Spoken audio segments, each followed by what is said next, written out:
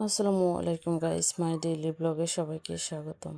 আজকের রান্না আলু সিদ্ধ, টমেটো, বড় মাছ দিয়ে ঝোল। জাল ধরিয়ে কড়াই বসিয়ে কড়াইতে পরিমাণ মতো তেল দিয়ে পেঁয়াজ কুচি, কাঁচা লঙ্কা দিয়ে দিচ্ছি, দিয়ে ব্রাউন কালার করে ভেজে নেব।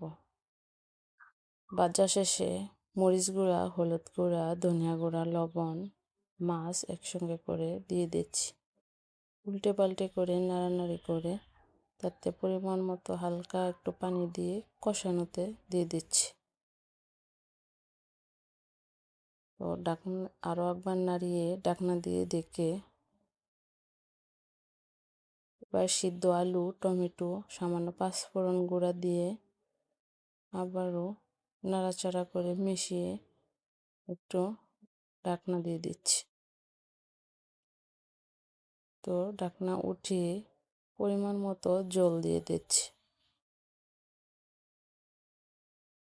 আসলে গাইস, আমার ভিডিওতে কোনো ভুল ত্রুটি হইলে অবশ্যই আপনারা এই কমেন্টে জানাবেন। আর রৌদ্রের কারণে এদিকে অন্ধকার দেখা যাচ্ছে। গাইস, সবাই লাইক, শেয়ার, ফলো দিতে বলবেন না, সাবস্ক্রাইব করবেন।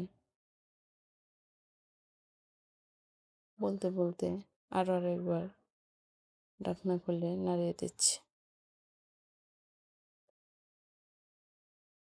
এভাবে করে আবারও ঢাকনা দিয়ে ঢেকে 5 মিনিট পর আমার তরকারি হয়ে এসেছে, নামিয়ে নিচ্ছি। আমার ফাইনাল লুক। সবাই ভালো থাকবেন, সুস্থ থাকবেন। আল্লাহ হাফেজ।